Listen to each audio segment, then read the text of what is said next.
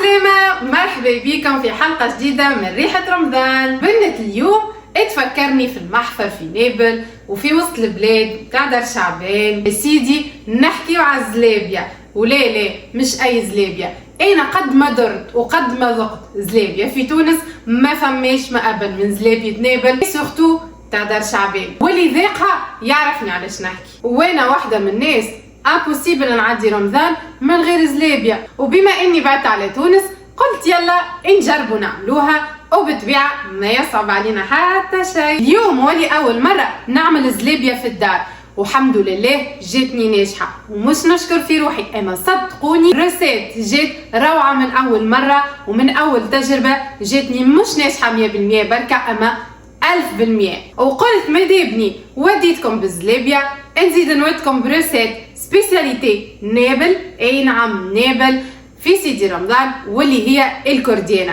ما نعرفش فما شكون منكم يعرفها ولا لا، اما اليوم باش نعطيكم وصفة نعملوها في نابل كان في سيدي رمضان. لا يزي مشاهيدكم نتعداو للرسمي.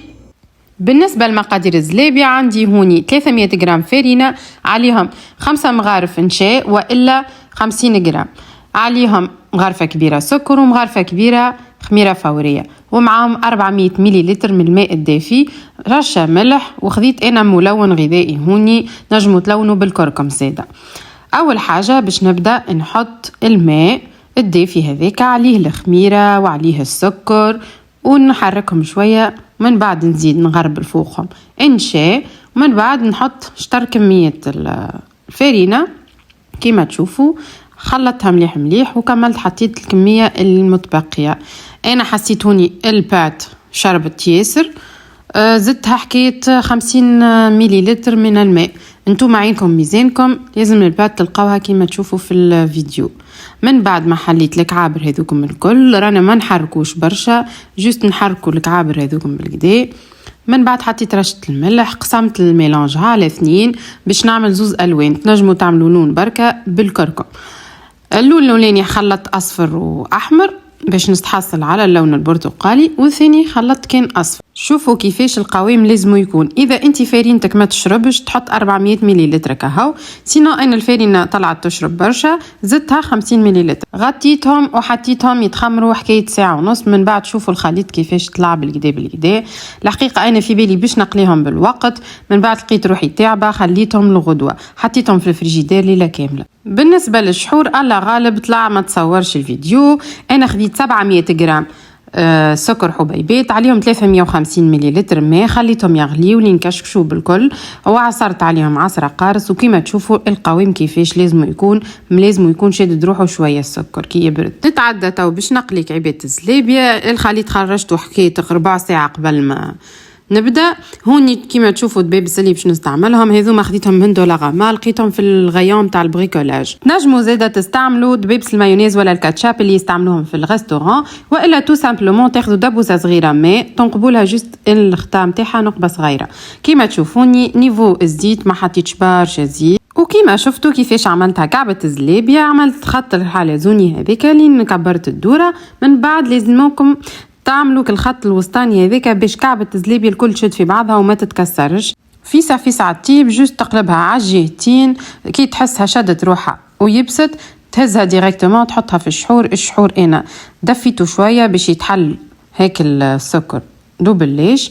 وهذه كعبة أخرى عملتها قدامكم، راهي سهلة ما فيها شيء، جست وسع بال. الأولى فشلت، الثانية فشلت، والثالثة بقدرة ربي باش تجيكم تشره كان تتبعوا لي زاستيوس الكل.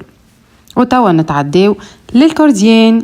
باش نستحقوا بيضة بحرارة الغرفة، السكر حبيبات، عصرة قارص، وشوية ماء زهر ورشة ملح. أول حاجة نفصل الأبيض على الأصفر ونخلي كان الأبيض، نحط معه رشة ملح ونحاول نطلعه بالباتور لين يولي كيما الموس دوبليش، يبدأ يطلع الموس هذاك.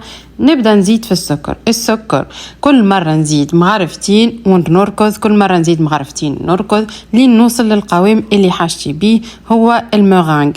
هي كيما المورانج بالضبط. أنا قعدت نزيد في السكر، استعملت حكاية 6 مغارف سكر كيما تشوفوا في الفيديو. قعدت نركض لين ولا القوام متاعو يلمع الكل، والسكر كي تشدو بين يديك تلقاه الكل ذاب، يعني تلقاه كين موس. ووقت اللي الكردينة تشد روحها بالكدا نزيدو عصرة القارص وكل مغرفة متاع ماء الزهر ولا مغرفتين باش نفوحوا الكردينة متاعنا، وصدقوني بنة عالمية. وشوفوا كيفاش في الاخر ولات تلمع الكلها وشادة روحها. وتوا ما بقى لي كان باش نزينها فوق قهيوتي العربي. عملت قهيوة عربي بالزهر ترد الروح، حطيت فوقها هيك الكرديانة. وشوفوا لي كعيبات زلابية بسم الله ما شاء الله. من اللحظة هذه ما عادش فما شاوي ومريم موجودة. كانك بعيدة على تونس وتشتهي ريحة رمضان، معلي كان تشترك في القناة على خاطر من ودك كان بالبيت. توا وصلنا للجملة الشهيرة واللي هي اشترك في القناة، فعل الجرس، وما تنساش تبارتاجي الفيديو هذا مع اصحابك. ما بقى لي كان باش نقول لكم ان شاء الله في بنة جديدة وحلقة جديدة، وشهية طيبة.